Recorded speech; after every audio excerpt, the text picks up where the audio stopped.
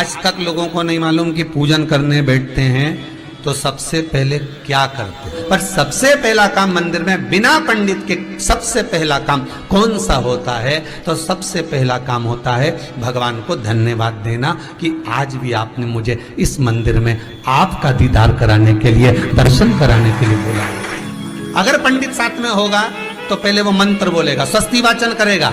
स्वस्ति वाचन करने में उसको अर्थात भगवान के लिए भी प्रसन्नता और आपके लिए भी प्रसन्नता। पर आपके पास कोई ब्राह्मण नहीं, आपको कोई स्तुति नहीं आती, आपको कोई मंत्र नहीं आता, आपको कोई साधना नहीं आती, आपको कोई तप नहीं आता, पर आप इतना तो कर सकते हो कि भगवान के मंदिर में जाकर उनको धन्यवाद दे सकते हो कि तेरी कृपा है जो मुझे चलकर यहां तक बुला लिया, 2 कदम चलाया, यहां तक बुलाया, ये तेरी कृपा है। और बड़ी कृपा करी जो डलिया भर के पूजन का सामान भी लाई, बड़ी कृपा करी जो दूध भरकर भी लाई, बड़ी कृपा करी जो कलश भरकर भी लाई।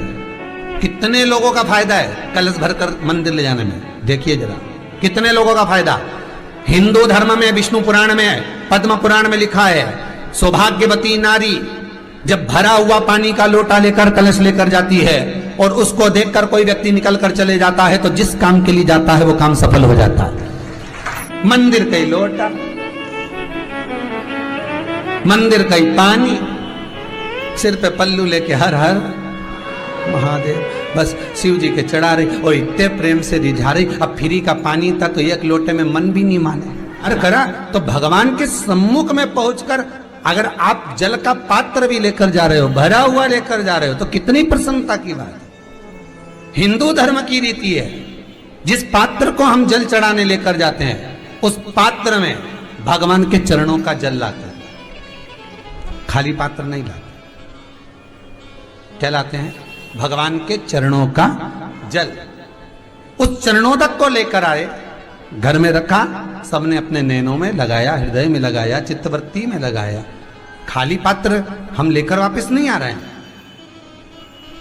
शिव मंदिर में जब जब जाओ, जल चढ़ाने के लिए जाओ, पात्र तुमने शंकर जी को पूरा पानी चढ़ा भी दिया तो शंकर के चरणारविंद का थोड़ा सा जल पात्र में डाल के भले 2 बूंद लाओ, 4 बूंद लाओ, इतना सा लाओ, पर लाओ और उसको पूरे परिवार के नेत्रों में जब लेकर आए हो चरणोदक तो लगाओ।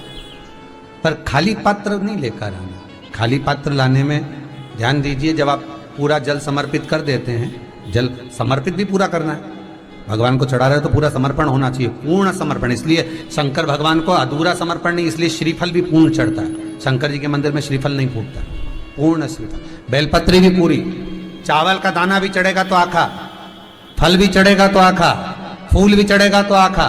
भगवान को कोई चीज खंडित नहीं चढ़ती, शिव जी को जल भी चढ़ेगा तो पूर्ण। जिस जल को चढ़ाने के लिए लेकर गए उसको बचा कर नहीं लाना है शिव मंदिर में से, संपूर्ण भाग। क्योंकि भगवान के चरण की रज जब हमारे घर में प्रवेश करेगी तो हमारा आत्म कल्याण तो स्वतः ही हो जाएगा, शिव करुणा कर ही देंगे। पर कई लोगों की आदत रहती है, और आपने भी गलती करी होगी, गए होगे, चढ़ा कर भी आए होगे, पूरा पानी भी उंडेल कर आए होगे, चढ़ा भी दिया, छोड़ भी आए, पर लेकर नहीं आए होगे। कई लोग गलती कर जाते हैं और फिर बाद में कहते हैं हम तो इतने साल से पूजन कर रहे हैं, भगवान हमारी सुन ही नहीं रिया। तो भगवान के मैं तो तैयार बैठा, पर तू नवा के चली जाए, लेके तो कहीं जाए। भगवान थोड़ी ना कहेगा कि तू मेरे पास में आए तो मेरे चरण की रज लेकर जा। भगवान थोड़ी ना कहेगा कि मेरे पास में आकर तू ये लेकर जा। भगवान तो कहेगा मेरे पास में आया है, मांगना कुछ मत, बस मुझे जो स्नान कराया है मेरा चरणोदक लेकर जा, छीट दे पूरे घर में, संपदा भरना मेरा काम है। जहां मेरी चरण की रज पहुंच गई वहां संपदा स्वतः पहुंचती है, मैं वहां पहुंच जाता हूं। तो चरणों तक ले जा, पर लोग ले जाते हैं, पूजन करते, कलश भी उंडेलते, जल भी चढ़ाते, पर आते समय खाली लेकर आ जाते। भगवान को इतना बुरा लगता, मेरे दरवाजे से खाली जाए, मुझे कितना बुरा लगेगा। जो आए वो भर कर जाए, भले 2 बूंद लेकर आओ, पर उसमें चरणों तक थोड़ा सा लेकर अवश्य आए। उसी तरह जल चढ़ाने के बाद हम जब लेकर आते हैं पात्र के अंदर, ये उसमें उसकी बरकत है। गर्ग संहिता में दूसरी चीज कही, उसको भी समझ लीजिए।